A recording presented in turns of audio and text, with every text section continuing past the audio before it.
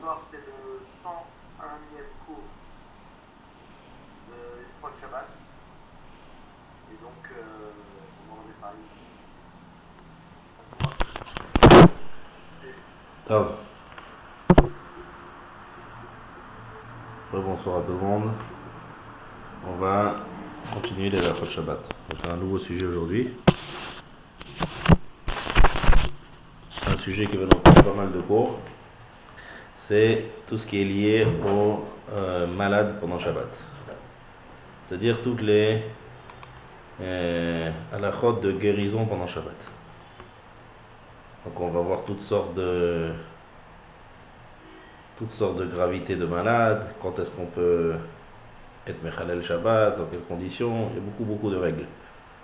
Après on va voir aussi la naissance pendant Shabbat, une femme qui accouche pendant Shabbat, tous les préparatifs avant, comment on est, tous les processus, d'accord, si ça tombe pendant Shabbat. Et dîner Mila, on va voir, il y a beaucoup de sujets là-dessus qui tournent autour de ce sujet-là. Donc, en espérant qu'on n'aura pas besoin de ça, mais il faut quand même connaître toute la halakha de Shabbat. On soit toujours en bonne santé. Donc, juste avant de commencer le nouveau sujet, je vais juste reprendre un petit peu ce qu'on a vu la semaine dernière.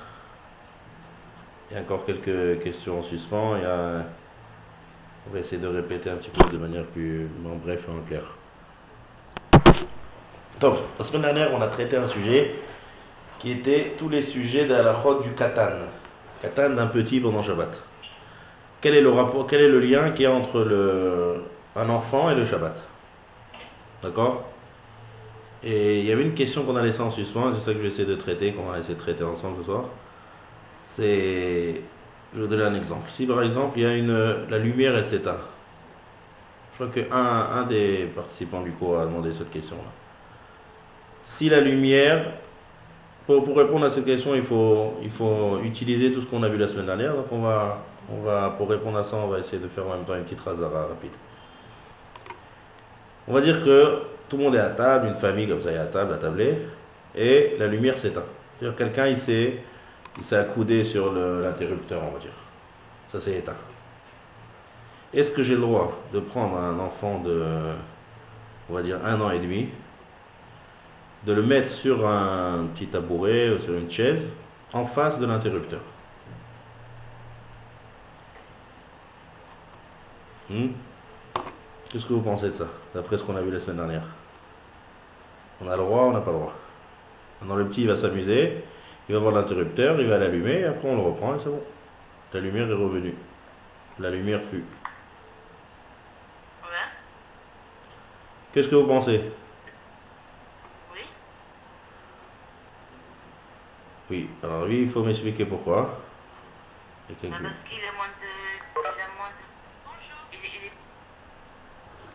Il est pas comment... il a pas à avoir les lois de Shabbat, comme il a moins de 13 ans, c'est ça? D'accord, ça c'est une chose, il a moins que 3 ans. Mais la question elle est ici que c'est moi qui le mets en face de l'interrupteur. C'est ça la question qu'il y a ici. D'accord? C'est-à-dire que c'est grâce à moi, il n'arrive pas, un enfant d'1 an et demi, il n'arrive pas à l'interrupteur. C'est moi qui va le prendre, qui va le mettre sur une chaise. Est-ce que c'est ça notre question qu'il y a ici qu'il faut qu'on traite? Est-ce que c'est problématique ou pas? C'est une façon indirecte de faire un mélacha. Ça change quoi? C'est une façon indirecte de faire un mélacha. Ma question elle est comme ça. Ouais, non, mais c'est dans le sens. Je rapproche à. Est-ce que c'est comme ouvrir la fenêtre devant une bougie qui est allumée? Essaie de te rapprocher un peu du micro, j'entends pas très bien. Je disais, ça ressemble à ouvrir une fenêtre devant une bougie qui est allumée. Ouvrir une fenêtre devant une bougie qui est allumée. C'est-à-dire qu'on ne fait pas nous-mêmes l'action, on attend qu'il y ait un coup de vent qui va venir l'éteindre. Ouais, mais ici, d'abord on parlait d'un homme qui était adulte, tu vois. Ouais. Mais c'est pas moi qui le fais, je le fais ça sur direct. Oui, mais je sais que si je veux mettre l'enfant, l'enfant il ne peut pas monter tout seul sur une chaise, mais si maintenant je veux lui mettre la chaise devant, je veux le monter sur la chaise, il va se mettre en face de l'interrupteur, grâce à moi, il va allumer la lumière. Alors je vais expliquer, regardez, je vais faire un... La dernière fois on avait dit, ouais. c'est pour quelqu'un d'autre, comme ici. Oh, il a fait. Donc, de façon explicite, et là c'est explicite. Ouais. On devait l'en empêcher. Alors venez, je propose qu'on fasse une petite razara, un petit résumé clair de tout ce qu'on a vu la semaine dernière, et après on arrivera, on traitera la question. C'est bien comme ça en une fois, c'est difficile à tout capter. Alors je vais reprendre très bref tout ce qu'on a vu en très bref le cours de la semaine dernière. On a dit comme ça. Un enfant à la base, arrêtez-moi, hein, s'il y a quelque chose de pas clair, dites-moi, je répète comme ça. Un enfant à la base, il n'est pas obligé de respecter toute la Torah et les mitzvot, d'après la Torah. Ça c'est un grand affaire. D'accord? C'est-à-dire si lui de même il fait quelque chose d'interdit ou il ne fait pas quelque chose qu'il faut faire, il est complètement exempté d'après la Torah. Deuxième chose, si un adulte voit un enfant faire quelque chose d'interdit, il n'est pas obligé de l'empêcher. D'accord? C'est pas son devoir. C'est qui a le devoir? C'est le père. Le père, il a une mitzvah de chinour, comme on a parlé la semaine dernière. Donc, s'il voit son enfant faire quelque chose d'interdit, il faut qu'il l'empêche. Et par rapport, ça c'est au mitzvot l'otacé, et par rapport aux mitzvot positives, il faut qu'il l'éduque à accomplir les mitzvot. Et on a dit à un certain âge, c'est pas à 0. C'est depuis qu'il comprend qu'est-ce que c'est interdit et qu'est-ce que c'est pas interdit. Environ l'âge de 3 ans, on va dire. 2 ans et demi, 3 ans, ça dépend de l'enfant. D'accord? Moins que ça, un âge qui est plus bas que ça, même si l'enfant fait un issour, je laisse tranquille. Parce qu'il ne comprend rien. Donc le seul devoir qu'il y a ici, c'est le chinour. Et le chinour, il faut qu'au moins l'enfant il comprenne au moins ce que c'est moutar assour. Et on a dit que pour les épisodes positifs, ça va selon la vivacité de l'enfant, comment il est vif, comment il est intelligent. Ouais? C'est bon? Bien fait. Ça c'est le chinour. Maintenant, si le katan, on va dire il n'y a pas le père dans les environs, si le katan il fait pour un adulte, alors là l'adulte il doit l'empêcher. L'exemple qu'on a donné, c'est s'il y a un incendie qui n'a pas de danger devant, juste une perf, et donc il y a des règles comment réagir avec cet incendie, on n'a pas le droit de l'éteindre directement. Et si un enfant vient et veut éteindre, on doit l'empêcher. Alors on a dit tout à l'heure qu'un adulte, il n'est pas obligé d'empêcher un enfant. Seulement là, puisqu'il fait ça devant la grande personne, c'est comme si la grande personne l'avait demandé. Donc un enfant, pour un adulte, ça, on doit l'empêcher. D'accord? Si c'est pas devant l'adulte, rappelez-vous, on a donné l'exemple des clés qui sont perdues dans le Reshut Arabim, que la Gemara dans Masechet Yevamot ramène, qu'il y avait un Amora qui avait pris des enfants, il dit jouez là dans la cour. Vous savez qu'il y avait des clés qui étaient perdues là-bas. Donc il leur dit pas vraiment, il ramène pas la clé, il n'y a pas de hérouf là-bas. Ils doivent déplacer la clé du domaine public au domaine privé. D'accord? Donc je les ai amenés là-bas, mais d'un autre côté, ils font l'action d'eux-mêmes. Et c'est pas leur père. Et donc ils n'ont pas la mitzvah trinour. Et ils font pas ça devant moi. Donc ils font pas ça pour moi. Même si eux ils ont l'intention pour un grand. Mais ils font pas ça vraiment devant moi pour que c'est comme si je lui avais demandé. Et donc c'est moutard. Il a fait. Deuxième point qu'on a vu, c'est que j'ai pas le droit de dire, d'ordonner ou bien de donner directement à un enfant quelque chose d'interdit. Ça c'est un autre sujet. C'est-à-dire tout ce qu'on a parlé maintenant, c'est que l'enfant qui fait de lui-même. On a dit que le père doit en faire un chinour, qu'un grand n'a pas le devoir de l'empêcher, et que s'il fait ça devant une grande personne, c'est assourd, c'est quand l'enfant fait ça de lui-même. Mais qu'un adulte s'adresse à un enfant, ou qu'il lui donne par exemple quelque chose à manger d'interdit, ou bien qu'il lui demande pendant Shabbat de faire un acte interdit, et l'enfant écoute le grand effet, même si c'est pour le besoin de l'enfant lui-même, c'est assourd par la Torah. Donc on a pris ça, Dans les 10 commandements. Il y a marqué tu ne garderas, tu ne feras pas de Melach Shabbat, ni toi, ni tes enfants. Pourquoi on dit les enfants? Parce que si c'est une grande personne, c'est pas un enfant, si c'est un enfant, il est exempté. Donc ça parle que les adultes n'ont pas le droit de demander à un enfant de faire quelque chose d'interdit, c'est interdit par la Torah. Jusqu'à là, c'est clair? Ouais? Il a fait. Il a fait. Très bien. On continue. Si maintenant c'est un Issour des Rabbanan, est-ce que j'ai le droit de demander à un enfant de faire un interdit des Chachamim? Alors là, la halakha elle est que c'est assourd, mais on a vu un Rajba. Vous vous rappelez, un procès qui s'appelle le Rajba, il permet. Bon, on ne rentre pas ici dans toutes les explications, les preuves. Ça, c'est, je vous dis juste le stade final. Le Rajba, il permet, le Shulchan Aruch interdit. Donc on n'a pas le droit de dire à un enfant de faire un interdit des Chachamim. On a vu la semaine dernière que les poskim, les poskim halakha, Mishnah Berurah, Rabbi Akiva Eiger, ils disent qu'en cas de grand besoin, on a le droit de demander à un enfant de faire un interdit des Chachamim quand c'est pour le besoin de l'enfant. Pas quand c'est pour le besoin. Le Rajba n'a jamais permis de demander à un enfant pour le besoin d'un adulte. Il faut bien y avoir la différence. Quand c'est pour le besoin de l'enfant, et que c'est un tzorer gadol, un très grand besoin, on peut être sommaire sur le Rajba. Tout ce que le Shulchan Aruch n'a pas été posé comme lui, c'est en cas normal. Mais quand il y a un très grand besoin, on peut permettre. L'exemple qu'ils ont donné, c'est que si l'enfant a besoin par exemple d'un sidour pour aller au Beth Knesset et qu'il a besoin de faire cette fila avec, il va pas il le chinour. Donc les tzorech mitzvah, on a le droit de dire à l'enfant de prendre pour lui son sidour, pas pour le grand, pour lui. Deuxième exemple qu'on a vu, je crois, ensemble la semaine dernière, c'est que si on est dans un cas de... C'est pour ça qu'il faut... Les maasés, vaut mieux se conseiller d'abord avec un rave. Qu'est-ce qui s'appelle Mamash Tzorer Gadol? C'est pas très évident de décider qu'est-ce qui devait mettre Tzorer Gadol. Il y a un grand besoin. Un exemple qu'on a parlé la semaine dernière, je pense que si un enfant il dort dans un endroit, il fait noir, et il pleure toute la nuit parce qu'il fait noir, il ne voit pas d'électricité, il a une lampe de LED qui est des Rabbanan, on a le droit de lui dire allume. Pas pour le grand il dort dans une autre pièce. Les Tzorer à Yeled, on peut lui dire d'allumer en cas de Tzorer Gadol. D'accord? Donc ça, il faut faire attention avec ce éther-là. Il faut que ce soit d'abord, premièrement, pour attention, que ce soit un Issour des Rabbanan et pas Issour Torah. Deuxièmement, il faut que ce soit que pour le besoin de l'enfant. Et surtout, troisièmement, parce qu'on n'est pas pensé comme le Rajba, il faut que ce soit un vrai Tzorer Gadol. Et même, il faut mieux se conseiller avec un Rav ou avec quelqu'un de Chacham qui te dit, ben, est-ce que c'est permis ou pas permis. Top.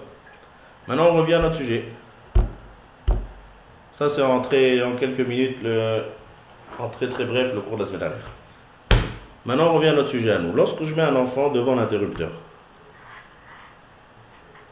Alors d'abord, Midin Chinour, on va dire. Est-ce qu'il y a Chinour ici? Si c'est un enfant de 1 an et demi? Non. Il a fait. Il a fait. Il n'y a pas de Chinour. C'est 1 an et demi, il ne comprend rien. Donc maintenant, qu'est-ce qu'il faut que je traite? On va dire que c'est un interdit de la Torah. On va dire que c'est une lumière à ampoule. La question, elle est comme ça. Est-ce que le mettre devant l'interrupteur, si ça s'appelle que je lui dis ou pas? Arrête. Dire à un enfant de 1 an et demi de faire un ISO, c'est assaut. On a dit.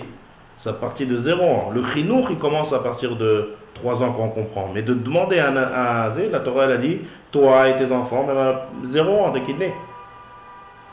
D'accord? Donc la question, elle est que le mettre devant un interrupteur, ça s'appelle, c'est comme si je lui dis d'allumer? Ou non? Je peux dire que non. Moi, je le mets en face d'interrupteur. Le fait que lui, maintenant, il allume ou il allume pas, c'est son problème à lui. C'est lui qui décide d'allumer. C'est là que ça va dépendre. Si je dis que c'est considéré comme si je lui dis, donc c'est assaut, j'ai pas le droit de prendre un enfant et de dire allume. On va dire il comprend, on va dire il a 2 ans. Il sait c'est quoi allume. Si je prends et je le lève et je dis appuie sur l'interrupteur, ça c'est assaut par la Torah. Parce qu'on a dit, on n'a pas le droit, un grand n'a pas le droit de dire à un petit de n'importe quel âge, fais un interdit. Ça s'appelle l'ota kol melacha, ata ou bincha ou vitecha. Ça rentre dans l'interdit de la Torah. D'accord? Mais là, c'est ça qui est intéressant. Là, je le mets devant et c'est de lui-même qu'il agit. Alors, est-ce qu'on peut... j'ai pensé à apprendre ça du cas des clés que je vous ai dit tout à l'heure. Vous vous rappelez le cas des clés? La Gemara dans Yevamot, elle raconte une histoire. Il y avait un Rav de la Gemara qui avait perdu ses clés dans le Reshut Harabim. Qu'est-ce qu'il a fait? Il avait besoin de ses clés pour ouvrir sa maison. Il est parti chercher des enfants. Il leur a dit, amusez-vous là. Amusez-vous dans ce carré là. Bon, les enfants, après il est parti. Les enfants ils sont amusés, hop, ils ont trouvé les clés. Et donc, ils ont pris les clés et ils les ont amenés chez ce Rav. Et la Gemara a dit que c'est moutard. Donc, qu'est-ce qu'il y a ici? Quand même, il a amené les enfants devant les clés. Mais quand même, on voit que la Gemara, elle considère ça comme s'ils avaient agi d'eux-mêmes. C'est pas l'interdit, il est de dire directement. C'est-à-dire, si c'est quelque chose de taref, on va dire, comme on a dit que c'est interdit par la Torah, il y a marqué lota achelum, ne faites pas manger. C'est prendre quelque chose d'interdit et de donner à manger dans la main de l'enfant, dans la bouche. D'accord?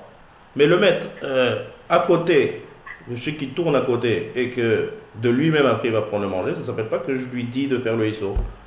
Donc là on revient à la règle, puisque j'ai pas le din de Chinour, je ne suis pas obligé de l'empêcher.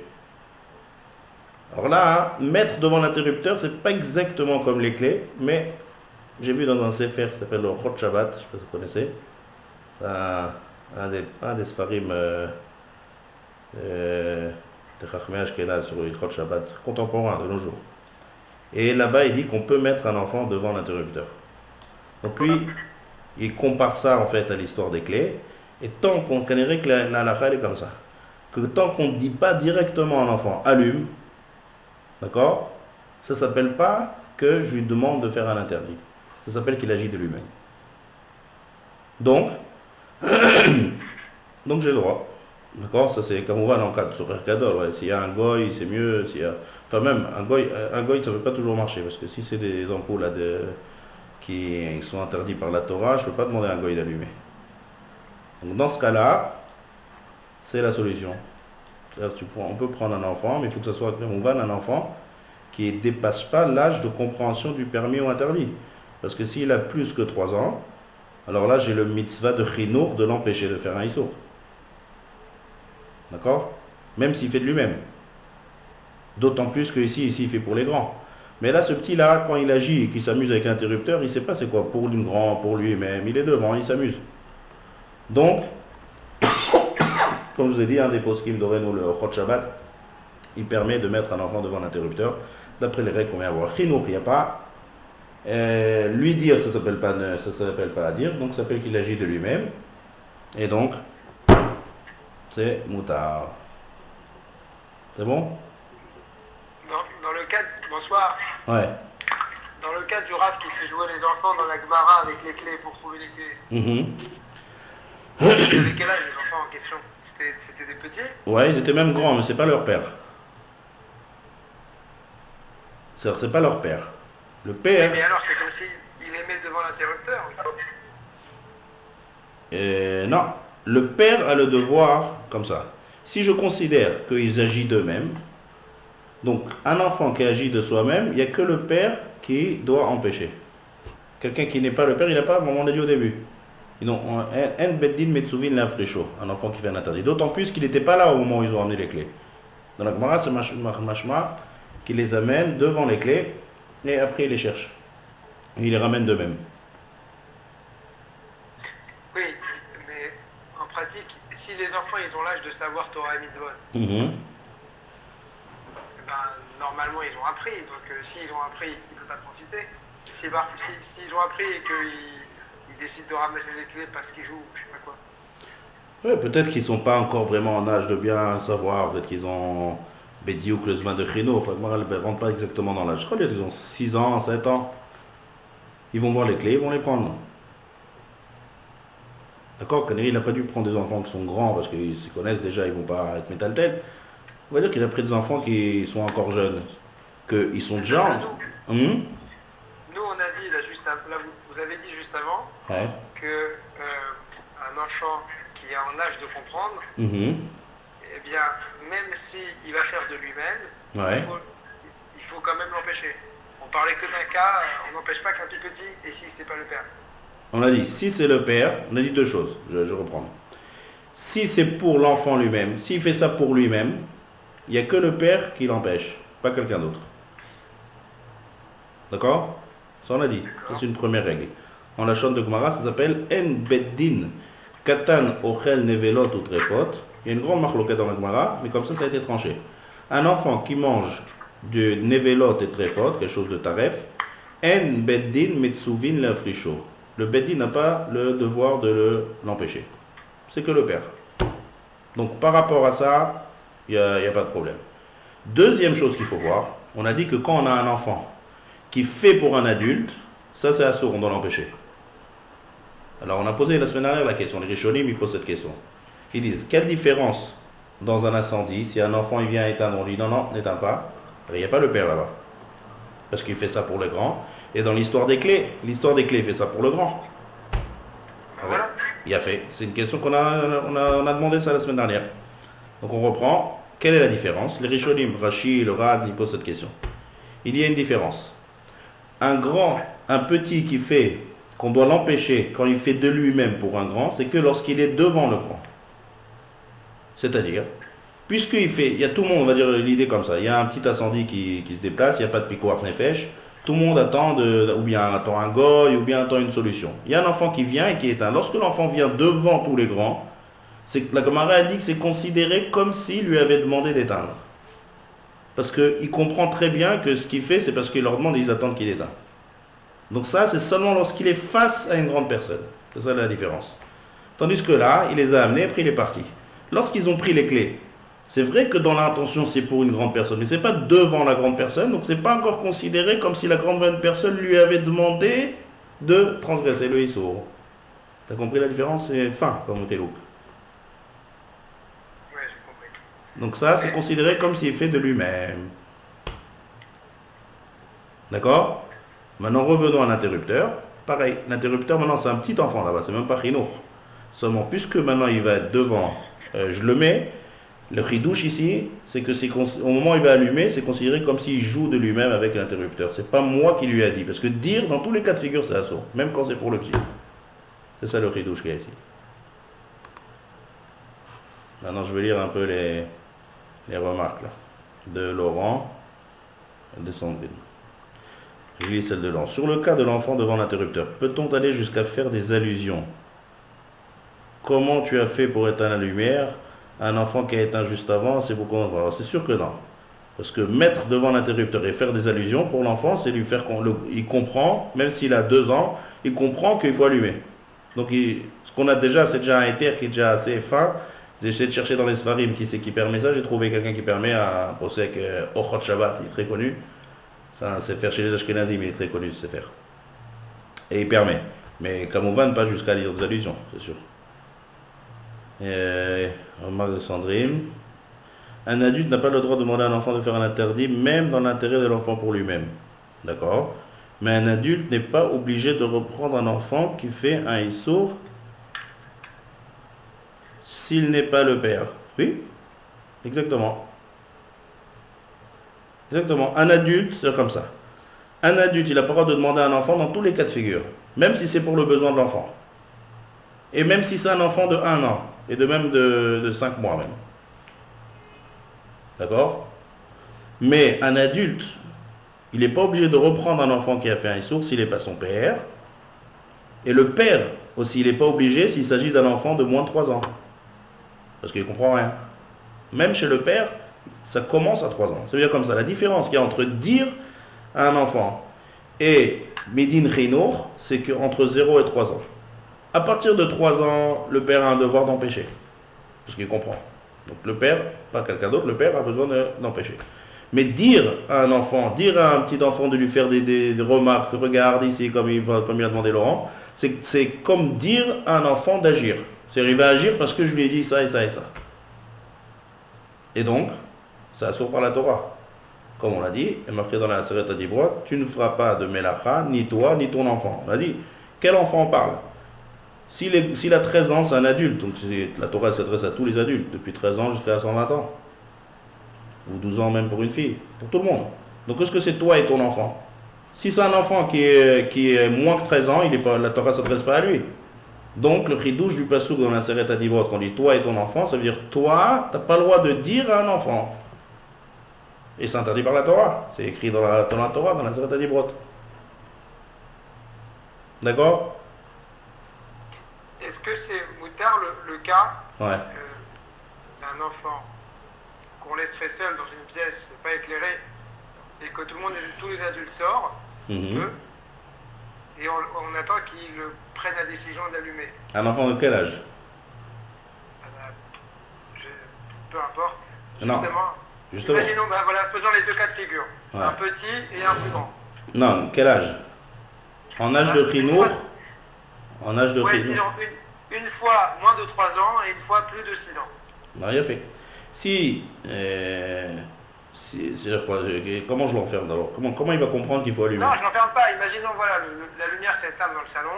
Ouais. Tous les adultes qui sortent, on laisse l'enfant se promener et puis il va dire, ah tiens, Bon, si c'est un petit, c'est un peu dangereux. Non, mais théorie. Imaginons un cas théorique. Ouais. Je crois pas qu'il va tuer plutôt qu'il va allumer la lumière. Oui, non, je ne sais rien. Alors... Non, mais imaginons un cas théorique, l'enfant allume. Voilà. Mais tous les adultes sont sortis, là. Il n'y avait pas d'adultes présents. Et quoi, il laisse tout seul dans le noir? C'est théorique, oui, on va pas faire ça. Théorique, on reprend les règles. Les règles, elles sont claires. D'abord, est-ce qu'on parle de... Est-ce qu'il y a le père dans un barrage? C'est la première question qu'il faut demander, si le père est là. Si le père est là... Si.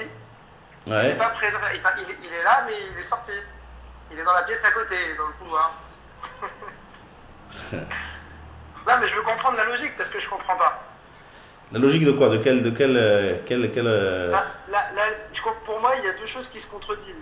La Gemara du Rav avec les clés. Ouais. Et de l'autre côté, je peux rien dire à l'enfant. Je peux rien dire à l'enfant, c'est quoi je peux rien dire? Tu peux pas lui demander de faire une transgression. Oui, alors, la différence est très claire. Dire, c'est s'adresser à l'enfant lui-même. Fais ça. Dans le cas de Taref, la Gemara elle dit, les achil, c'est prendre quelque chose de Taref à la cuillère, un enfant, on va dire un petit bébé de 2 ans en train de manger, je prends à la cuillère, je lui donne quelque chose de pas cachère dans la bouche.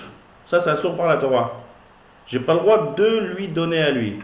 Dans Shabbat, ça serait de s'adresser à lui et de dire, fais ça, cuis-moi ça, appuie sur la bouilloire, porte-moi ça. Dire... On a dit, il n'y a pas que ça. Alors ça c'est l'interdit par la Torah, d'accord?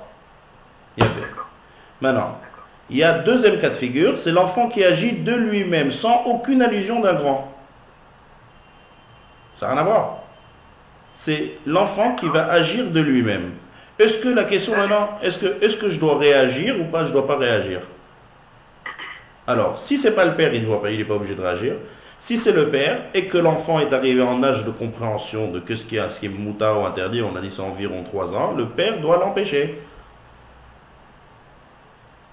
D'accord. Il a fait. Et le cas du Rav de la Gemara, l'enfant il n'agit pas de lui-même. Si, c'est ça le chidouche. L'enfant. Le Rav il est allé les mettre quand même. Non, il n'est pas allé les mettre devant les clés. Le chidouche c'est qu'il est venu, il les a appelés, il leur a dit jouez ici. Il n'aura pas dit ni montrer le Issour, ni allusionner le Issour, ni dire directement fait quelque chose d'interdit. D'eux-mêmes, ils ont joué, d'eux-mêmes, ils ont trouvé les clés, et d'eux-mêmes, ils les ont amenées. Donc, c'est le cas de l'enfant, imaginons de 6 ans, il a fait. Que je vais mettre dans le salon, moi je m'en vais, et j'attends qu'il allume. Et dont le père n'est pas là. Non, ici il y a un problème. Je sais quoi le problème. Ça ressemble au cas de l'incendie. Parce que si je prends un enfant... C'est ça que je comprends plus. Bah oui, alors on reprend. C'est un sujet assez fin. On reprend la question de tout à l'heure. Pourquoi, on va dire les clés et l'incendie? Pourquoi l'incendie on doit empêcher l'enfant et dans les clés c'est bon? Je sais pas. Alors on reprend, c'est ça qu'il faut comprendre. J'ai dit que c'est très, très fin tout à l'heure. On reprend. J'espère que tout le monde me suit là, parce que là on est un peu profond. Je dis quand on a commencé ce sujet-là, c'est un sujet un peu complexe. Mais bon, on va pas s'attarder, je vais commencer un nouveau sujet. On va reprendre juste la réponse à ça. L'enfant qui fait l'incendie, il fait devant les grandes personnes. Donc la Gemara, elle nous dit comme ça. C'est considéré comme si les grandes personnes lui avaient demandé d'éteindre, même s'il fait de lui-même. Parce que, imagine-toi, l'enfant qui arrive, tout le monde attend de voir une solution d'un goy, ou bien ils attendent un goy qui arrive, et l'enfant il vient, il comprend très bien que les grands ils ont envie d'éteindre. Donc il vient avec son truc, et il éteint devant eux. Ça c'est considéré comme si, et les grands ils se taisent, ils regardent comme ça, ils lui montrent avec les yeux comme ça où il est l'incendie. C'est comme si la grande personne lui demandait, parce qu'il se trouve face à une grande personne. Tandis que l'histoire des clés, quand l'enfant agit, il n'y a personne. Tu vois la différence? Ce que demande Sandrine Pikuach Nefesh, j'ai précisé plusieurs fois, il n'y a pas du tout de Pikuach Nefesh, comme Ouvan. C'est un cas qui est très rare aujourd'hui, parce qu'aujourd'hui en général, les incendies qui se déclenchent, il y a un Chachash Grachok de Pikuach Nefesh. C'est notre prochain sujet, ça. Je parle d'un incendie où il n'y a qu'un problème de théorique, ouais. C'est pas très pratique. Ça veut dire que la nuance, elle est simplement que d'un côté, je conditionne l'enfant, mais une fois je suis à côté de lui et une fois je ne le suis pas. Bédiou.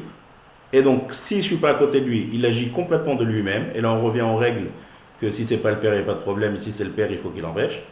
Et quand il est en face de moi, c'est considéré comme si moi je lui dis, donc on revient aux règles de dire directement.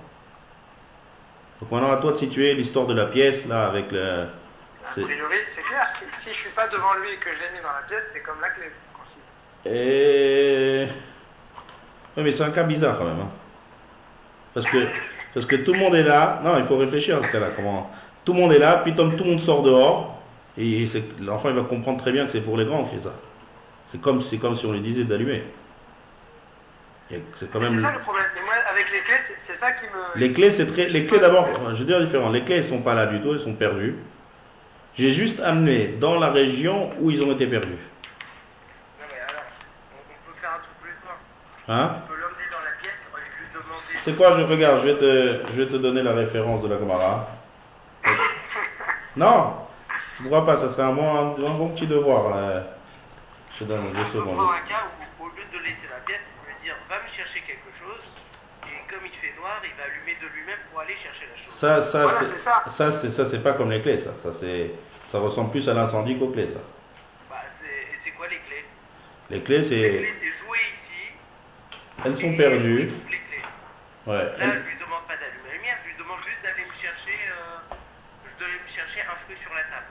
Ouais, mais en général, lorsque c'est tout noir, on allume la lumière. Donc ça, c'est voir un remez, c'est les allusions qu'il a demandé tout à l'heure Laurent. C'est pas la même chose. Ah, mais l'allusion, elle n'est pas sur allumer, l'allusion, elle est sur une action qui n'a rien à voir avec allumer. Oui, mais c'est... En général, quand quelqu'un rentre dans une pièce noire, il allume. Ouais. Alors que les clés, c'est pas évident. Les clés, elles étaient encore perdues. Il est juste amené dans la région où ils ont perdu, il est parti. C'est beaucoup plus loin. Juste, je cherche une seconde, je vais vous dire la Gemara. Ouais, j'ai compris. Ça veut dire, non seulement l'adulte n'est pas là, mais en plus, c'est pas sûr que l'enfant y passe. Voilà. Et puis quand l'enfant agit, c'est complètement de lui-même. Ça, c'est pas parce qu'on m'a envoyé ici. C'est même pas qu'on l'a envoyé pour les clés. Une seconde.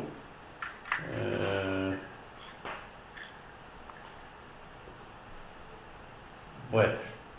Non, une seconde. Laissez-moi juste chercher la référence.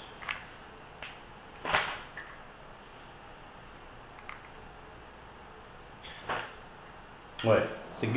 Celui qui veut chercher la référence, c'est Gemara Yevamot, Kuf Yud Dalet Amud Aleph. Ouais. Vous avez noté? Kuf Yud Dalet Amud Aleph. Là-bas, là, regardez bien la Gemara, et vous allez comprendre vous-même.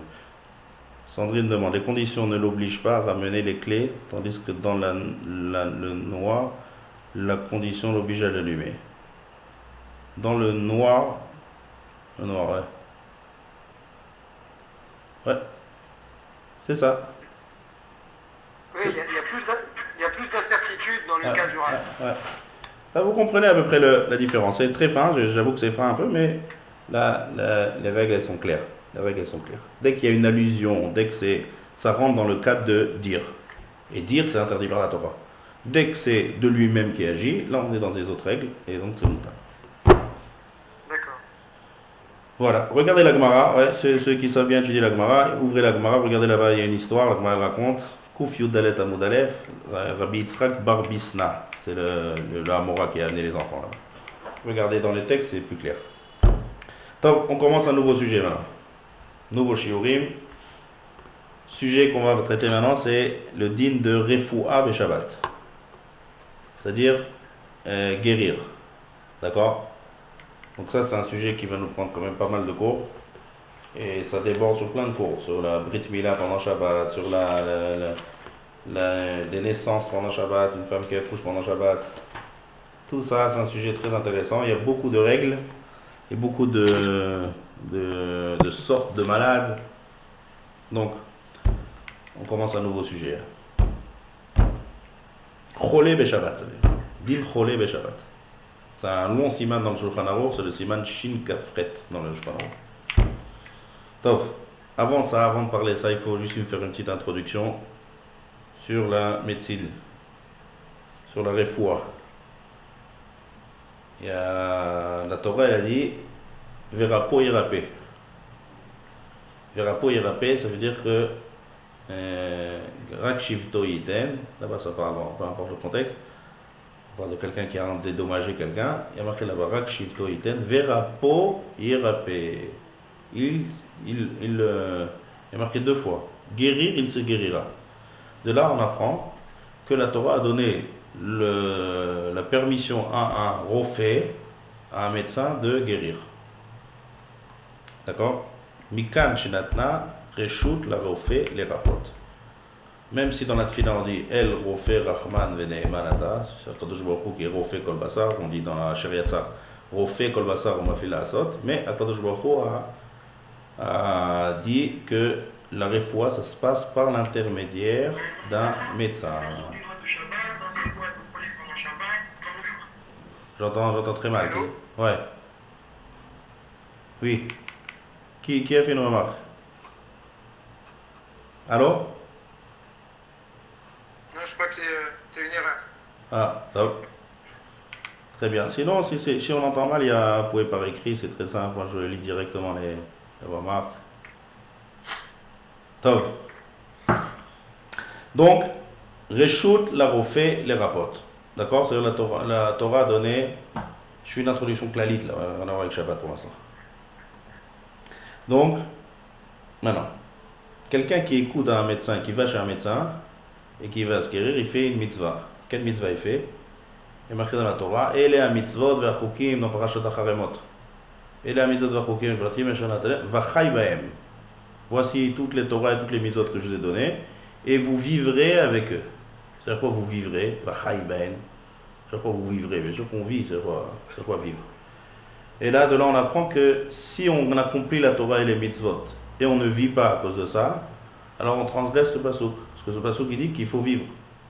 Donc, il faut, s'il y a un problème de danger de vie, il faut aller chez un médecin et pour qu'on puisse continuer à vivre, d'accord, par l'intermédiaire du médecin qui va guérir, et d'être chômeur la Torah au mitzvot. D'ailleurs, Hagas, ce qui est intéressant, c'est que ce passouk, on le lit, ça se trouve dans Parashat ha-Charemot.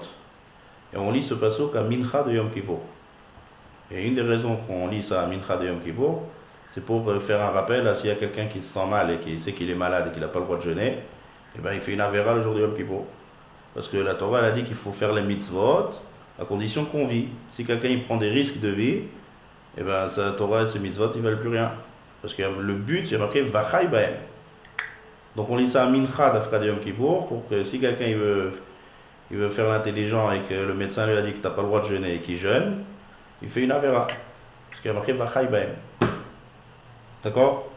Et donc ce passouk il explique pourquoi le jour de qu'on va voir par la suite qu'on peut être Mechalel Shabbat en tant de qu'on doit, c'est même une mitzvah d'être Mechalel Shabbat s'il y a même un chashash, une crainte lointaine de Pikuach Nefesh parce qu'il y a marqué Vachai Baem. Même mieux que ça encore dans ce sujet toujours, le Rashba, d'accord, le Rashba des grands poskim. Quand je dis le Rashba, à chaque fois je parle le Rashba des Rishonim. Les Rishonim, il y a 700-800 ans de ça. C'est un des grands poskim, un des grands piliers des poskim, des décisionnaires. Il dit que si quelqu'un il décide de dire que moi je suis ma'amin ben Kadosh Baruch Hu et je ne vais pas chez le médecin. Est-ce qu'il a le droit de faire ça? Il dit moi je suis un grand ma'amin et si jamais il rentre dans un problème d'une maladie ou quelque chose comme ça, il dit je ne passe pas par chez le médecin, je m'adresse que à Kadosh Baruch Hu. Je suis mechaven que dans Refaenu, et c'est où. Il dit le Rashba que c'est assourd. Pourquoi c'est assourd? Parce que il y a un pasouk dans Yirmiya. Il y a un pasouk dans Yirmiya, dans Jérémie. Qu'est-ce qu'il y a marqué là-bas? Arour agever, asher ivtach ba'adam, ou me'ashem yasur libo. Arour, d'accord, Arour ça veut dire que c'est l'inverse de Barour. Et de quelqu'un qui a confiance dans un homme et qui ne s'adresse pas à Kadosh Baruch Hu. Qu'est-ce qu'on voit dans ce passage? Il n'y a pas de problème de prendre confiance dans un homme. Le problème, c'est de prendre confiance que dans un homme et d'oublier Kadosh Baruch Hu. Ça, c'est mauvais. Mais que Kadosh Baruch Hu sans l'homme, ça aussi, c'est mauvais. Dans le cas de la réfoua, que Kadosh Baruch Hu a donné l'ordre au médecin. Comme ça, le Rajba dit. Le Rambam, il dit que quelqu'un qui a une maladie dangereuse et qui a un risque de vie et qui ne va pas chez le médecin, c'est comme s'il se suicidait. Parce que la Torah, elle a dit que le chemin, ça passe par le médecin. Donc c'est quelqu'un qui va avec le médecin, Kamouvan, le devoir qu'il a, c'est pas de ne mettre toute sa confiance que dans le médecin. Ça, c'est un problème. Ça vient le passouk d'Irmia qui dit Aro, celui qui pense qu'il donne toute sa confiance que en l'homme et oublie Akadosh Baruch Hu. Donc il faut être mitpalel à Kadosh Baruch Hu, Vadaï, lire Teilim, Refoua, Rofé Kol Basar, Mechavendra Sheriatza, Fila, et de demander que Kadosh Baruch Hu donne dans les mains du Rofé la Hatzlacha. C'est le derrière de la Torah. Verapo et Rapé. Kadosh Baruch Hu a donné le Reshut à un médecin de guérir. D'accord? Ça c'est introduction pour tout le sujet de la Refoua. Je peux poser une question ou c'est pas permis à ce moment-là? Ouais. Moi j'ai entendu il n'y a pas longtemps dans un minyan, un Shabbat, Ouais. Quelqu'un qui se prétendait arabe Ouais. et qui disait justement ouvertement qu'il fallait éviter de consulter les médecins quasiment. Je résume un peu, je caricature. Il parlait surtout des ilchot du Rambam et il disait si on étudie ça, ça suffit là. Des ilchot de qui? Du Rambam. Rambam avec même ou avec Nun? Ouais, mais il me dit. Et il disait voilà, vous faites ça et vous n'aurez pas besoin de. Ah, c'est autre Ça m'a un chose. petit peu choqué. Non, c'est une autre histoire ça. Le Rambam, dans les Ilchot Derot, ça veut dire il a un sefer qui s'appelle les Derot. Derot, ça veut dire comment se conduire. C'est-à-dire, avant toute sa halachot, il y a tout un truc comment se conduire dans les caractères, dans les midot et même dans la médecine. Et là-bas, il dit toute une liste, c'est-à-dire toute une liste de choses, quoi manger exactement, quand et comment, et il faut faire du sport, il parle là-bas toute une liste, il faut étudier le Rambam, c'est vrai, il parle en très bref là-bas, il faut tout un livre pour l'expliquer. Et à la fin, il dit, il termine, il dit, et je suis garant, que celui qui se conduit, je crois qu'il a fait allusion à ce Rambam là, celui qui se conduit comme je dis, il n'aura pas besoin d'aller chez le médecin toute sa vie. On comprend la phrase? Qu'est-ce que tu comprends de cette phrase? Non, moi bien sûr, je suis Il a d'accord. fait, c'est ça ce qu'il a dit le Rambam. Le Rambam il a dit que quelqu'un qui fait très attention à sa santé selon toutes les règles du Rambam, il n'aura pas besoin d'un médecin. Mais si quelqu'un il n'a pas respecté les règles, il est malade, alors il faut qu'il court chez le médecin. C'est badaï. C'est clair? C'est vrai, il a parlé un peu de ça, mais il y avait après une nuance un petit peu fine aussi d'être aussi critique sur les manières avec lesquelles aujourd'hui la médecine moderne est pratiquée, et du coup il invitait aussi à une méfiance là-dessus. Il y avait deux aspects dans le discours. Il y avait celui-ci, et après derrière il allait plus loin. Mais effectivement, Top. d'accord. Moi je sais pas, je suis pas le porte-parole et tout. Top. Alors il y a des questions là de Sandrine. Est-ce qu'on ne fait pas de bracha sur les médicaments parce qu'on a compris la méthode de se soigner, de vivre par le biais de la médecine, mais tout en reconnaissant et sachant que Hachem nous donne un faux? Ou cela s'explique comment autrement? On parle juste de la bracha? Non, la bracha, si un médicament il est bon, on fait une bracha. Si c'est un sirop à la fraise, un sirop de tout à la fraise, il est bon, on fait chez Akol. Si c'est des autres médecins, c'est la raison qu'on ne fait pas la bracha, parce que c'est pas bon. C'est la seule raison. D'accord? Rebecca, on parle d'hygiène de vie. Ouais, c'est bien de parler un peu d'hygiène de la vie. Si je fais une introduction là, parce que là on parle tout le temps de Shabbat. Donc là je fais une toute petite introduction sur la médecine. D'accord? Al-Pi Torah. C'est important de savoir ça. Ouais, c'est pour ça que je fais une petite introduction là-dessus. Qu'il faut savoir que c'est une erreur de dire moi je lis Refaeno, quelqu'un il décide, il a une grave maladie, il dit moi je n'ai aucun médecin. C'est une très mauvaise, c'est un issour. D'après le Rajva, c'est interdit. Pourquoi? Le Rajva il dit on n'est pas sommet à la naisse.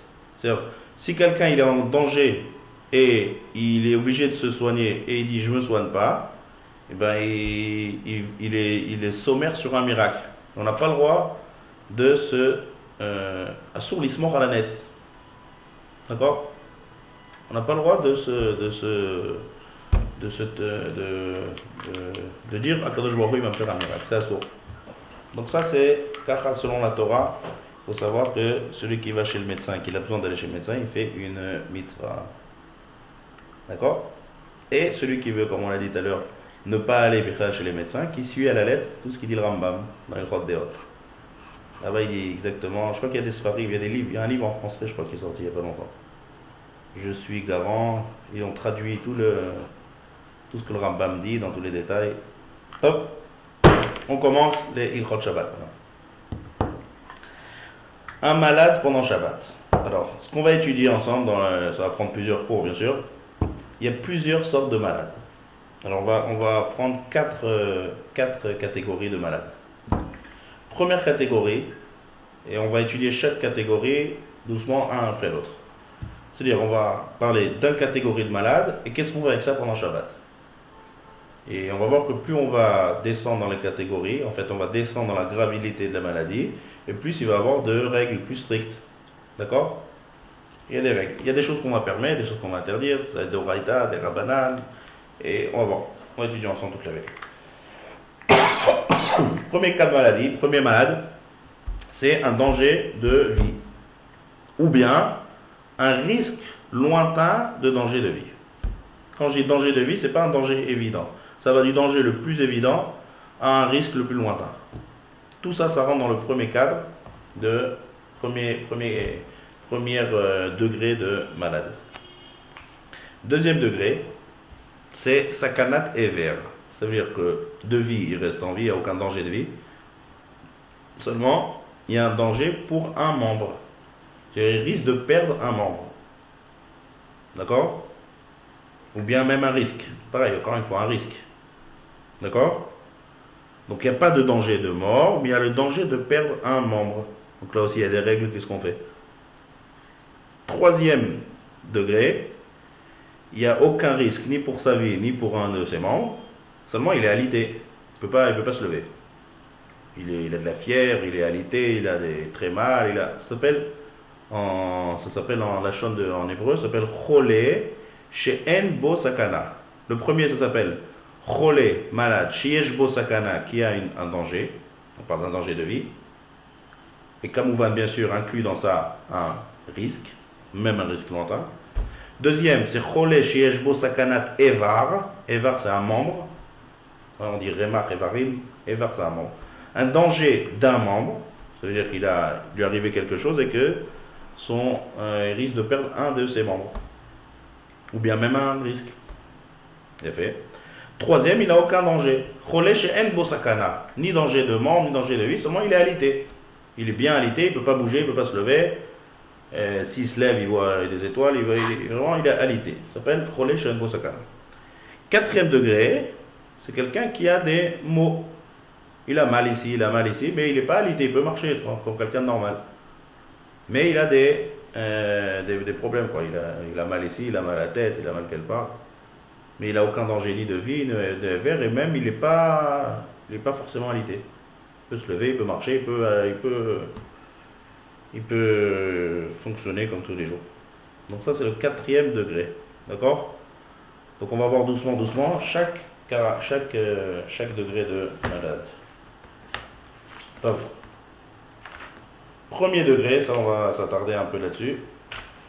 Ça il faut bien, sur ça on va bien dire la halakha de ce sujet-là, que tout le temps on est en train de parler de Shmirat Shabbat, maintenant on va parler de Chilul Shabbat en fait. C'est-à-dire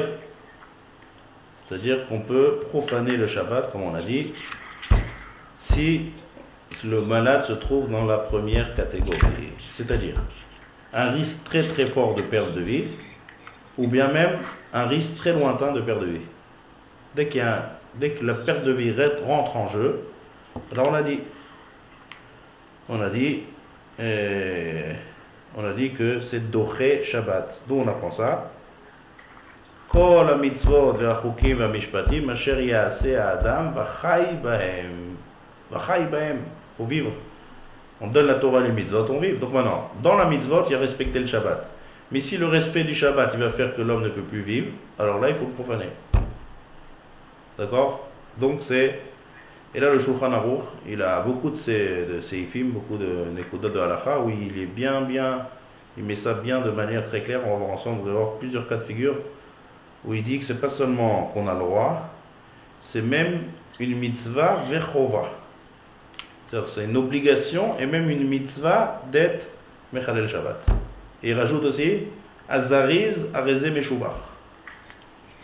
Moins tu perds de temps, mieux, plus on le loue, on loue la personne. Arezé meshubach. Et il rajoute et on n'a pas le droit d'attendre. On n'a pas le droit de tarder. Il y a beaucoup de pratiques que Shulchan Aruch met bien le point et accentue que on doit à tout prix être mechalel Shabbat si on rentre dans un cas de figure comme ça. Il faut savoir aussi qu'il y a un autre din dans la Torah, que si on voit quelqu'un en danger, on est obligé de le sauver. C'est marqué ça dans la Torah, c'est quelqu'un qui ne va pas au secours de quelqu'un, il transgresse un interdit de la Torah. Où c'est marqué? Lo ta'amod al dam re'echa. Ouais. Même, Laurent demande même un goy, oui, même un goy.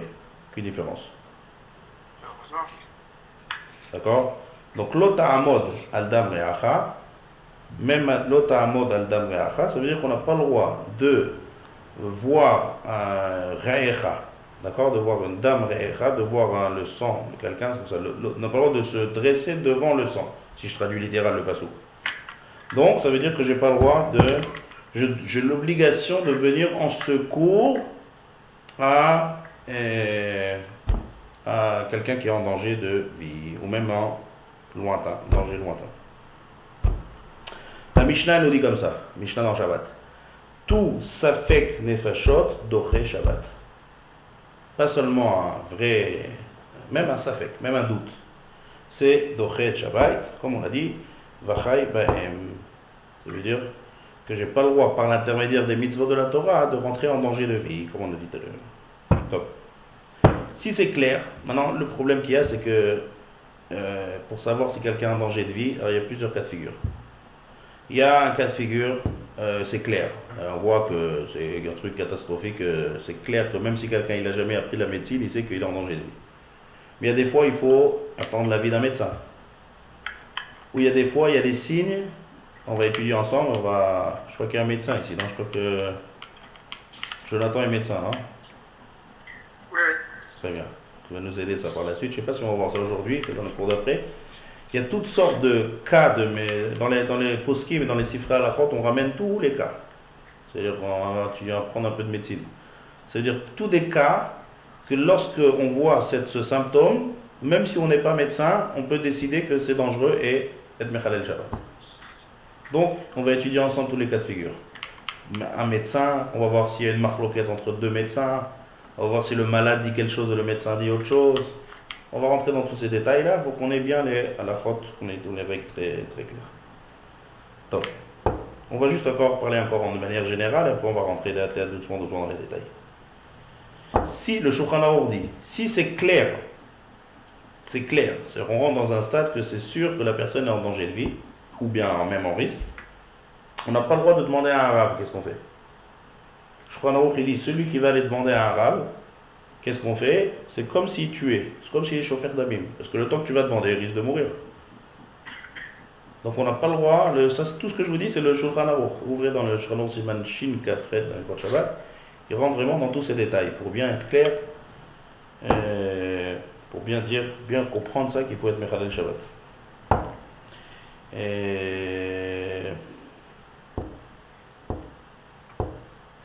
a fait. Même si maintenant le malade il dit non, ne soyez pas mechalel Shabbat, on l'écoute pas. Il dit non, c'est rien, ça va passer. Si on comprend de manière claire, ou par un médecin, ou comme on va étudier de manière claire que c'est ça qu'on fait chot, on n'écoute pas du tout le malade. C'est chayavim lechalel Shabbat. Maintenant, même si il y a un médecin qui vient et dit, même si vous êtes Mechalel Shabbat, il ne va pas tenir plus que 2 minutes. Est-ce qu'on est Mechalel ou pas? Oui. La halakha est que oui. La halakha est que oui. Parce que si c'est un lien de vie, la vie elle est très très importante, même pour une fraction de seconde. Il y a une autre halakha, donc halakha rien à voir avec Shabbat, que si on voit quelqu'un qui est en train d'agoniser, on n'a pas le droit de le toucher, de lui fermer les yeux. Parce qu'en lui fermant les yeux, on va activer sa mort. Et donc je vais lui faire perdre peut-être une petite fraction de seconde dans la vie, et c'est interdit. Donc, pareil pour Pikuach Nefesh. S'il peut vivre encore quelques tout petits instants, on est Mechalel Shabbat. Ça s'appelle de Pikuach Nefesh. Maintenant, si quelqu'un a été Mechalel Shabbat, d'accord, il est arrivé dans un cas où la personne elle est dans ce critère-là, et en chemin, alors plusieurs possibilités, ouais. Ou bien il est déjà mort en chemin, ou bien, non, Pitom il devient Bari, c'est bon, il n'a plus rien, c'est passé. Ou bien, hein, il y a quelqu'un qui l'a devancé. Ouais.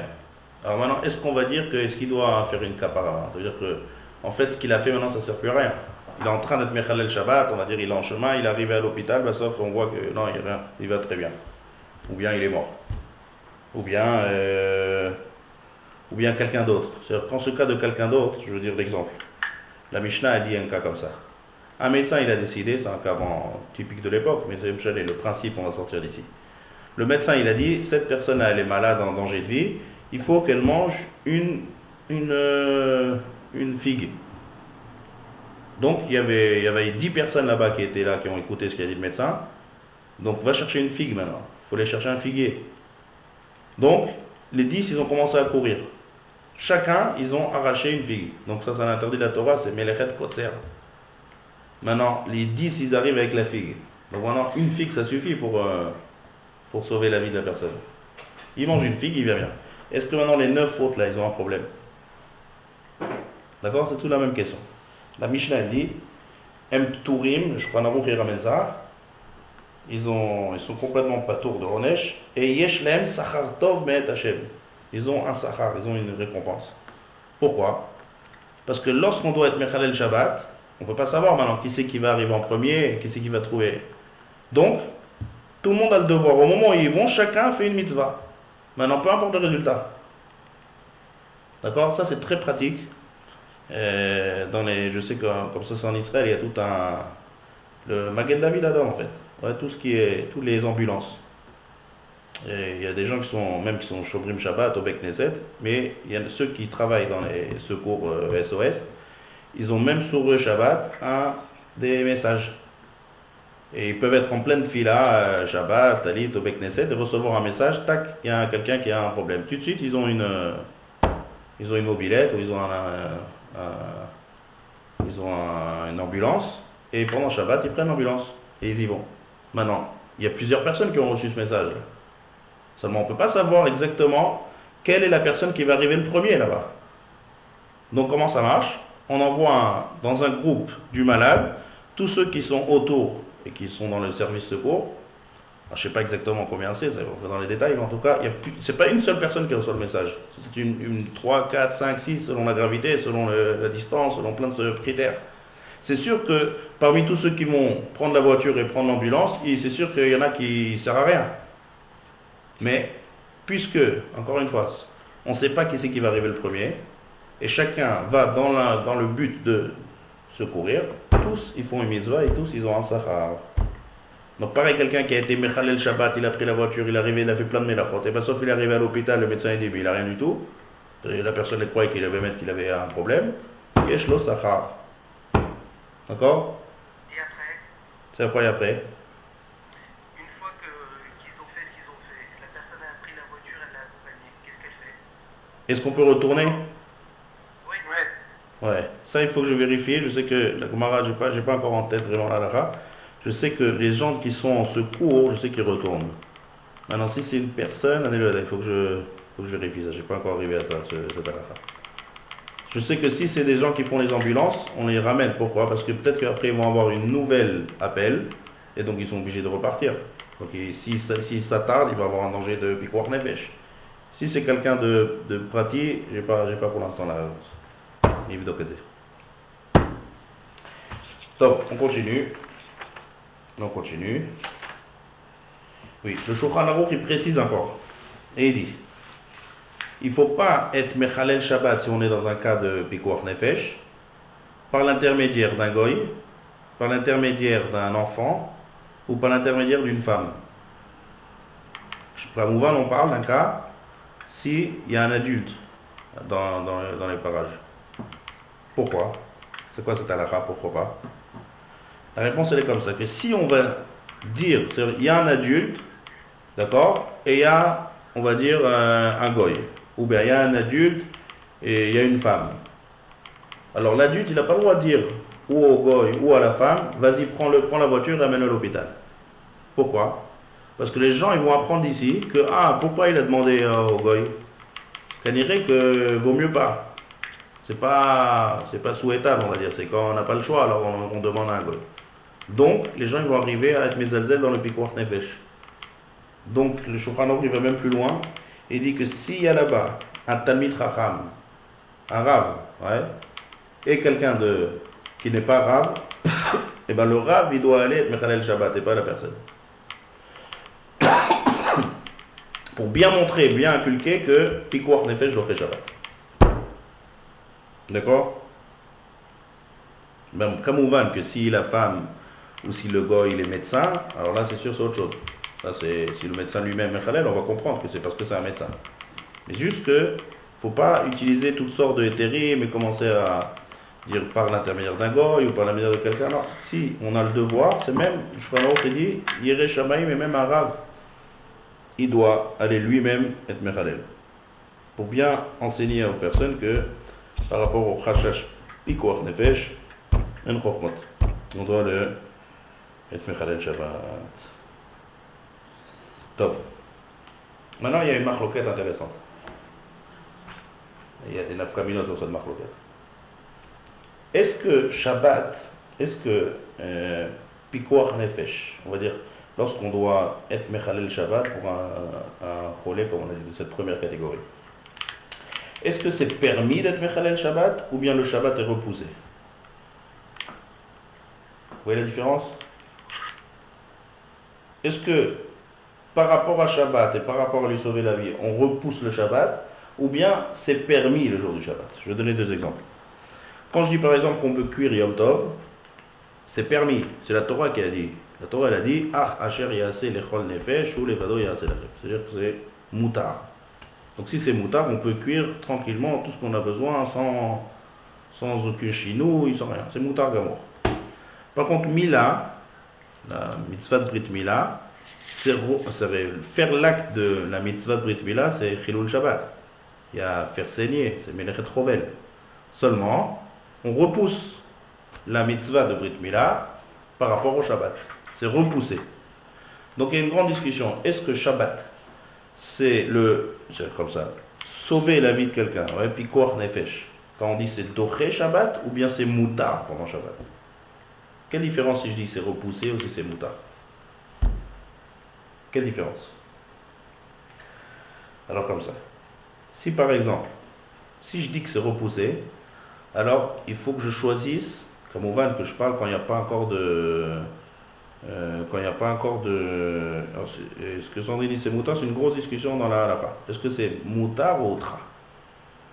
Alors la maskana, la halakha, comme ça pas mal de poskim pensent que c'est repoussé et c'est pas moutar. Alors par quoi quelle différence si je dis que c'est repoussé ou si je dis que c'est moutar? Quand je repousse, ça veut dire que je permets. Que je permets. Alors, il y a une différence. Bon, bien sûr. Justement, je vais expliquer une seconde. Allez, s'il y a une possibilité, par exemple, on va dire, j'ai deux cas de figure. D'accord? Il y a quelqu'un qui rentre en Pikuach Nefesh. Maintenant, dans les deux cas de figure, j'ai le choix. Est-ce que je fais un Issour Torah ou est-ce que je fais un Issour des Rabbanan? D'accord? Bien fait.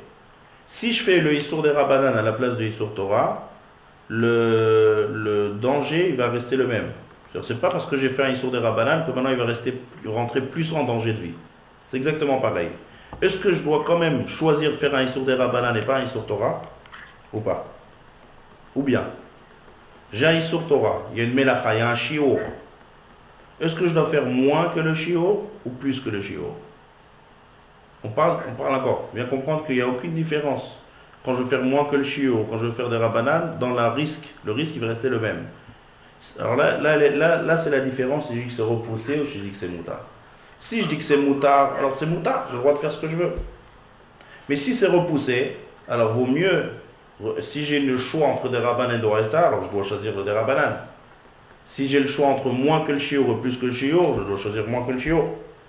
C'est l'exemple par exemple de se nourrir Kippour. C'est L'exemple de se nourrir Kippour. Je n'entends pas. Se nourrir Kippour. Se nourrir à Kippour pour un malade. Très bien, exactement. C'est exactement pareil.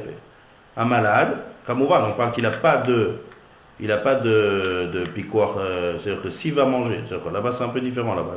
On parle s'il mange, nourrir. Si le médecin il dit qu'il doit manger comme il faut, alors il doit manger comme il faut. Mais si en mangeant petit peu par petit peu moins que le shiur, il y a un certain shiur pour être hayav karet, on va dire. S'il peut rester en vie, il n'a pas de risque de vie, alors il doit choisir moins que le shiur. D'accord? Pareil ici dans Shabbat. Si je dis que c'est repoussé, et que maintenant, Shabbat est repoussé, d'accord? Si on repousse, c'est parce qu'il n'y a pas le choix, parce qu'il doit garder, comme on a dit, il doit avoir Pikuach Nefesh. Donc maintenant, je dois choisir de faire le moins grave possible. Parce que on repousse seulement. Tandis que si je dis que c'est permis, alors la Torah m'a permis de tout faire. Vous voyez la différence? Bien fait. Encore une fois. Ouais. Il y a une bonne remarque de Laurent. Avec un cas qui est arrivé avec mon épouse et je ne comprends pas. Bon, on va lire le cas ensemble. Une femme a fait un malaise vagal dans la Sina. Top. Un médecin de la Sina l'a examiné et dit qu'il n'y avait rien de grave. Elle a refait de nouveau un malaise dans la rue et une voiture est passée à côté et a proposé d'accompagner la femme chez elle avec mon épouse pour l'accompagner. On a demandé au rabbin présent qui lui a dit de ne pas poser de questions. Ça veut dire quoi? Ça veut dire quoi pas poser de questions? Non, j'ai pas compris la fin, la vérité. Ça veut dire il y a des fois il faut avancer. Il y a là. Non, j'ai pas très bien compris le cas, la vérité. Un médecin, d'abord, c'est un vrai médecin qui était là-bas? Un vrai médecin, quoi. Ouais?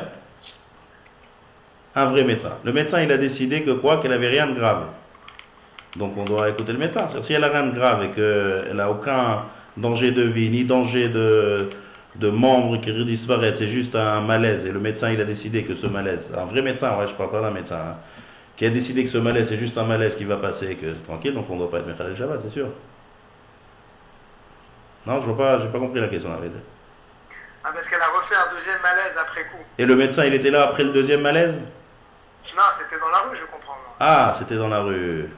Peut-être que ça s'est dégradé. Ah, c'est autre chose, ça. Ah, je viens de comprendre, d'accord, ok. C'est autre chose. Si elle a refait un nouveau malaise, encore une fois, moi non plus, j'ai pas compris pourquoi le Rav a autorisé mon épouse à prendre la voiture.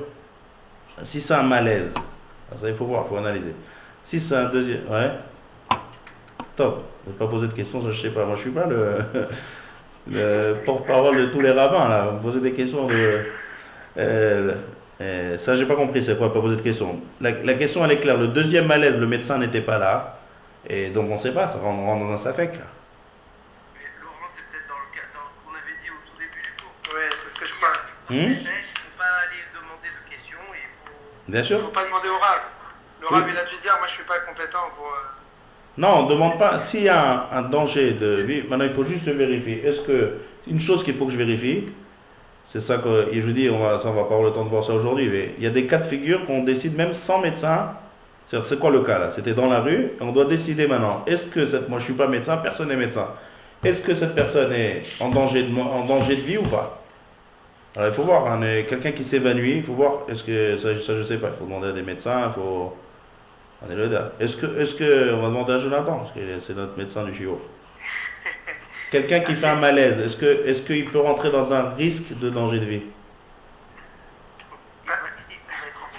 Hein? C'est sûr que je vais répondre à une situation, chaque situation est différente. Pour autant, quelqu'un qui va faire 2 malaises de suite, ouais. Il y a quand même une fragilité un peu plus importante. Il est possible que même le premier médecin il ait revu sa position. Et je comprends que Laura avait dit, c'est pas à moi qu'il faut questionner. Il y a une voiture, il y a un égoïste qui se propose de ramener. Je pense que bon, il faut pas. Ouais, surtout. La personne, même si c'est pas un problème grave, la personne apparemment elle est quand même affectée par la chose. Mais en premier secours, la chose qu'on apprend, c'est que lorsque quelqu'un ne se sent pas bien, comme ça, on se pose pas de questions, on met la personne hors de danger. Oui, bien sûr. Et après, on appelle les professionnels. Non, mais tu as raison. Non, mais là, il posait la question parce qu'il y a eu un avis professionnel antérieur. C'est pas pareil. Non, mais c'est très différent. C'est très différent. Ça veut dire que si la deuxième fois elle tombe, on ne peut pas savoir qu'est-ce qu'il peut avoir. Peut-être c'est aggravé. Donc on a dit, même un risque lointain, c'est déjà piquoir nefesh. Donc c'est clair. Peut-être que le premier médecin, il a fait une expertise rapide. Oui. On ne sait pas. Une deuxième fois, c'est autre chose. Ouais, une deuxième fois, c'est autre chose. Ça rentre dans sa fait que piquoir nefesh, je vais mettre les livres. C'est clair. Oui. Moi, je suis d'accord. Top. Donc, où est-ce qu'on était là? Ouais, juste on termine un dernier point. Là, on a déjà dépassé bien la première. Très bien. Donc maintenant, juste on termine. Quand quelqu'un a décidé de s'occuper maintenant d'un médecin, un médecin qui s'occupe d'un malade, qui est en danger, comme on a dit, ou en risque lointain, d'accord? Est-ce qu'il a le droit de terminer le tipoul du médecin, du malade? Exemple, c'est-à-dire qu'il fait, on va dire qu'il décide pendant Shabbat de faire une intervention chirurgicale, une opération. Est-ce qu'il termine ou pas? C'est-à-dire, on va dire que je fais des actions pour pas que la personne rentre en danger, après il reste quelques actions à faire que même si je ne les fais pas, la personne n'est pas en danger. Est-ce que je peux terminer? Alors la fin dit comme ça, que puisque j'ai commencé et c'est permis, alors j'ai le droit de terminer. On apprend ça de la mitzvah de Brit Mila. Que quand on fait la mitzvah de Brit Mila, la fin de la Brit Mila, il y a des choses qui ne sont pas vraiment partie de la mitzvah, mais quand même on les fait. Pourquoi? Parce que si la Torah elle a permis, alors elle a permis de finir aussi. Donc, comme on va qu'on n'a pas fait une interruption. On a commencé. Ouais, c'est moutard de terminer. D'accord? Dès qu'on a commencé à soigner, et qu'on est en train de soigner, on peut tout terminer, même si à la fin de ce qu'on est en train de soigner, il n'y a pas des ménachot, il n'est plus en danger de vie. Puisque je suis une seule même action, c'est une seule même action de piquoir nefesh et on termine à la sorte. D'accord? Donc c'est pas repoussé, c'est moutard. Non, même si je dis repousser, c'est ça qui est intéressant. Parce que si on repousse, on a pris ça de mitzvah de Brit Mila. Brit Mila c'est repousser. Mais puisqu'on a dit qu'on repousse, donc on t'a permis de faire une action. Alors on t'a permis de faire toute l'action. Jusqu'à la fin. Tout le temps que je suis en train de me préoccuper. J'ai pas fait si je m'interromps, c'est fini. Mais si je suis en train de m'occuper, donc c'est une seule même action, et donc j'ai le droit de terminer l'action. Top. Il y a encore plusieurs détails. La semaine prochaine, on va rentrer dans les détails que, comme on a vu. Quand est-ce que j'ai le droit de décider que c'est piquoir nefesh? Parce qu'en général, pas tout le monde a un médecin chez lui à la maison. Donc il faut qu'il décide de lui-même qu'est-ce qu'on fait. Est-ce que c'est piquoir nefesh ou pas? Donc on va voir toute une liste de choses fréquentes, top, qui n'arriveront jamais, on espère, mais il faut savoir en cas de besoin. Toutes sortes de choses que c'est clair qu'on doit être Mechalel Shabbat. Par exemple, quelqu'un qui a, un exemple je vous donne, quelqu'un qui a une fièvre très forte et il a mal, il ne sait pas d'où ça vient. Eh bien, il peut être Mechalel Shabbat. Parce qu'une fièvre très forte, une fièvre qui est forte avec un mal et on a un doute et on ne sait pas ce qu'il faut faire, il n'y a pas de médecin, on a le droit d'être Mechalel Shabbat. Donc il y a plusieurs comme ça, cas de figure qui sont apparemment, on ne voit pas clairement le problème ici, mais ça rentre dans le Safek Piquoar Nefesh et on a le droit d'être Mechalel Shabbat. On va voir aussi quand il y a plusieurs médecins, il y a un médecin qui dit il est en danger, il y a un autre médecin qui vient et dit il n'est pas en danger. Il y a le malade qui dit je suis en danger, le médecin il dit qu'il n'est pas en danger. On va voir rentrer dans tous ces détails là. Et voilà. Et je suis Koulam Brim. La semaine prochaine, c'est Hanouka, on fait quoi?